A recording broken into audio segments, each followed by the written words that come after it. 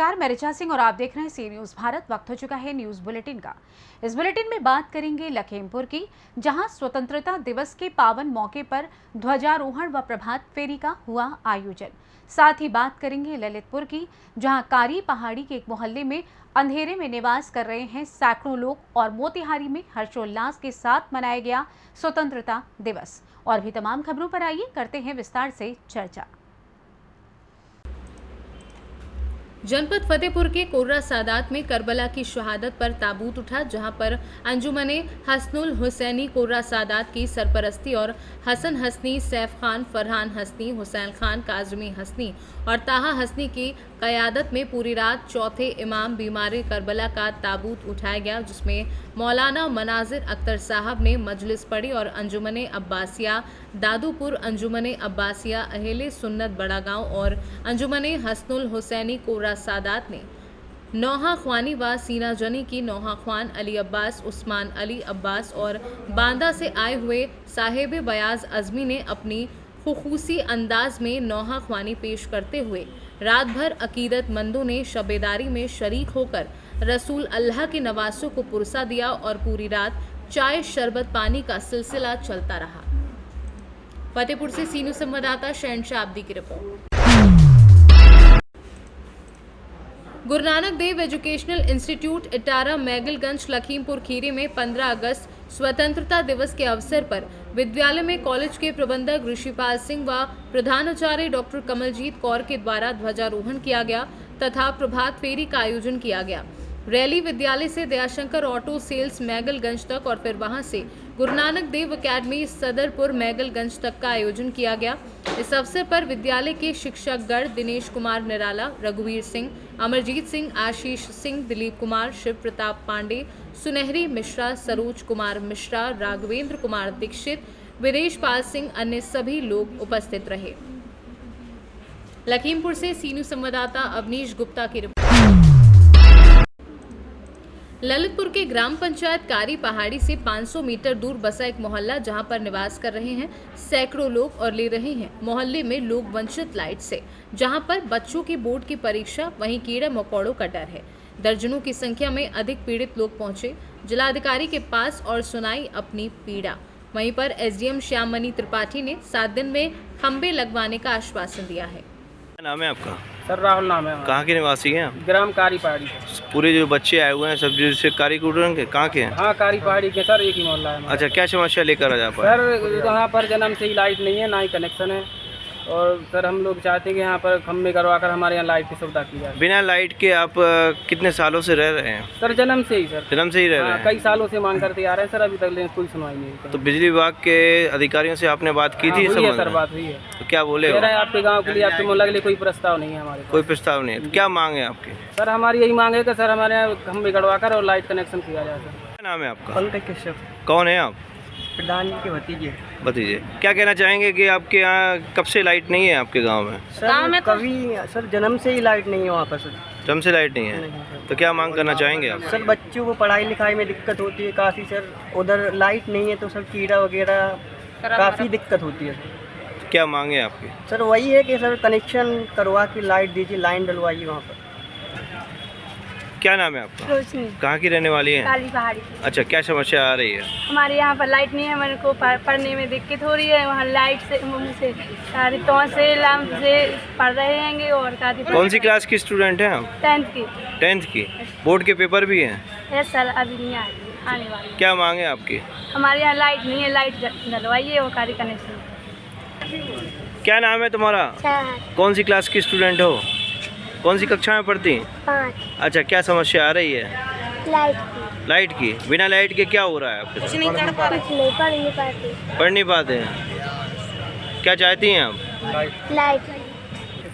क्या नाम है आपका? पुष्पा। कहाँ से आई हैं आप? कारी पहाड़ी। अच्छा, बिना लाइट के कैसे जीवन काट रही हैं? कैसे नहीं, मोमबत्ती जला रहे, कभी सर से का तेल दिया में डाल के जला रहे। क्या समस्या आ रही है? हमारे पास न खम्मा है, पूरी मंजरा है हमारा, उस पर कुछ नहीं है सुविधा मोहल्ले पे। क्या चाहती हैं आप? हम ये चाहते हैं कि हमारे पास। ललितपुर से सीनू संवाददाता विकास सोनी की रिपोर्ट। प्रखंड क्षेत्र के विभिन्न सरकारी और गैर सरकारी संस्थानों, पार्टी कार्यालयों, विद्यालयों एवं कोचिंग संस्थानों में 77वां स्वतंत्रता दिवस हर्षोल्लास एवं उत्साहपूर्ण माहौल में मनाया गया। उक्त अवसर पर कई संस्थानों द्वारा तिरंगे के साथ रैलियां भी निकाली गई। प्रखंड परिसर में प्रमुख महेश पासवान, थाना परिसर में इंस्पेक्टर अशोक कुमार पांडे, थानाध्यक्ष प्रमोद कुमार पासवान, कांग्रेस कार्यालय में अहमद अली, राजद कार्यालय में लक्ष्मी प्रसाद स्वर्णकार, डिग्री कॉलेज में प्राचार्य विजय कुमार एवं मधुबन सेंट्रल स्कूल मधुबन में क्यूडी अंसारी ने झंडोत्तोलन किया। इस अवसर पर कई विद्यालयों में रंगारंग कार्यक्रम भी प्रस्तुत किए गए। मधुबन पुरानी बाजार स्थित श्योर सक्सेस कोचिंग में छात्र छात्राओं द्वारा मनोरंजक कार्यक्रम प्रस्तुत किए गए। मोतिहारी से सीनू संवाददाता राकेश कुमार पांडे की रिपोर्ट।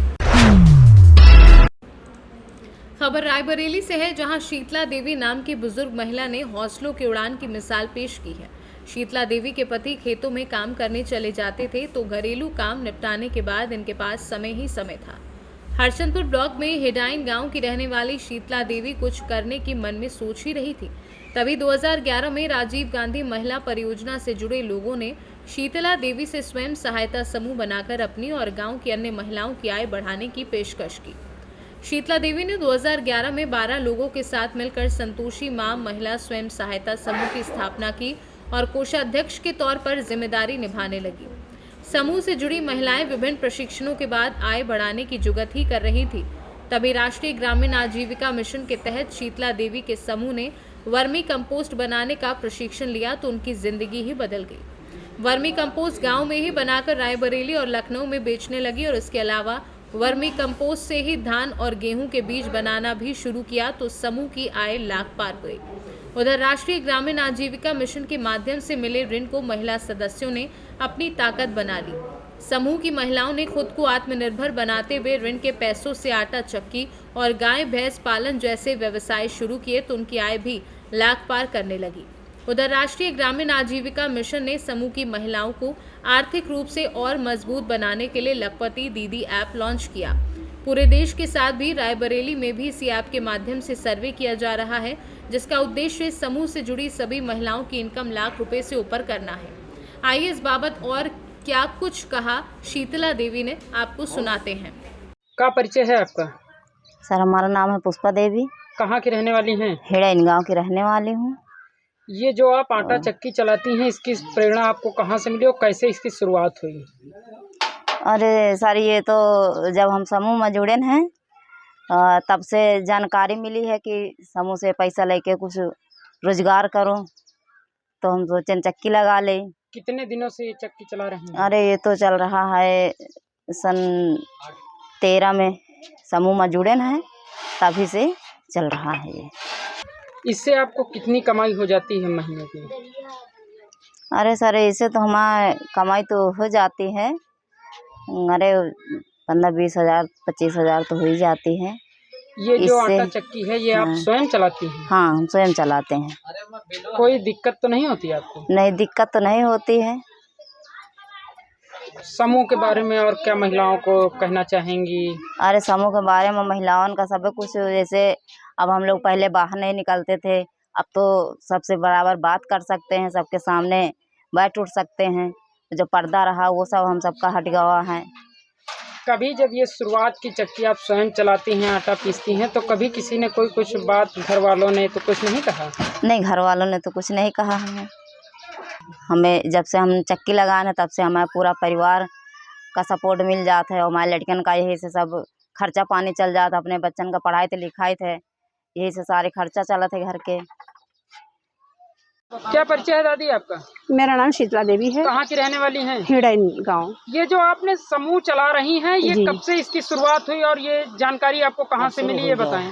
सर, ये राजीव गांधी महिला परियोजना द्वारा हम लोगन का समूह बनाया गया, उसी से हम लोगन का मतलब प्रशिक्षण मिलता गया। प्रशिक्षण के बारे में फिर हमें कंपोस्ट की मतलब कंपोस्ट बनाने के लिए पूरी ट्रेनिंग दी गई है। तो ये हमारे जायस में पहले शुरू जायस में ट्रेनिंग हुई थी बहादुरपुर, उसके बाद फिर लालगंज में ट्रेनिंग हुई थी। तो सब ट्रेनिंग के बाद हम लोग कंपोस्ट बनाना शुरू किया। आप जो कंपोस्ट बना रही हैं, इसमें कितनी लागत आती है और कितना आपकी इनकम हो जाती है इससे? सर, इसमें लागत 500 मतलब 2000 की लागत पूरी आती है, और 2000 की लागत में हम लोग मतलब 4000 कमा लेते हैं। वार्षिक आपकी कितनी कमाई हो जाती है? सर मैं वार्षिक कमाई हमारी 50,000 हो जाती है। अच्छा, अभी आप एक बात बता रही थी, बीज वाली क्या बात है, पूरी बात? सर हम लोग इसी कंपोस्ट डाल करके हमने मतलब नया बीज लाते हैं, और नया बीज ला करके यहाँ पर मतलब बीज तैयार करते हैं। तो काहे के बीज तैयार करते हैं? सर हम गेहूं के बीज तैयार करते हैं और धान के भी बीज तैयार करते हैं। उससे कितनी कमाई हो जाती है आपकी? सर उसमें हमारा लाख पहुँच जाता है सब ये पूरा। जो कंपोस्ट खाद आप बनाती हैं, ये कहीं बेचने जाती हैं मार्केट में या फिर यहीं से? सर शुरू में पहले हमने मतलब समूह द्वारा हमारे ब्लॉक में कई समूह द्वारा मेला लगता था, उसमें हमने प्रचार किया। प्रचार करने के बाद फिर ये हमारा मतलब ये हमारे घर से भी जाने लगी। लखनऊ भी हमारी गई है, दिल्ली भी गई है, रायबरेली भी गई है, और रायबरेली में मेला था, उसमें हमने बेचा था 10,000 के कंपोस्ट। और यहाँ से मतलब 20-20 किलो के हिसाब से 20 रुपए के किलो के हिसाब से मतलब ये हमारी कम से कम 10,000 की एक मेले। रायबरेली से सीनू संवाददाता मृदुलेश त्रिपाठी की रिपोर्ट। फिलहाल न्यूज बुलेटिन में बस इतना ही। देश दुनिया की तमाम खबरों की जानकारी के लिए आप देखते रहें सी न्यूज़ भारत। हर खबर आपके साथ, आपके हाथ।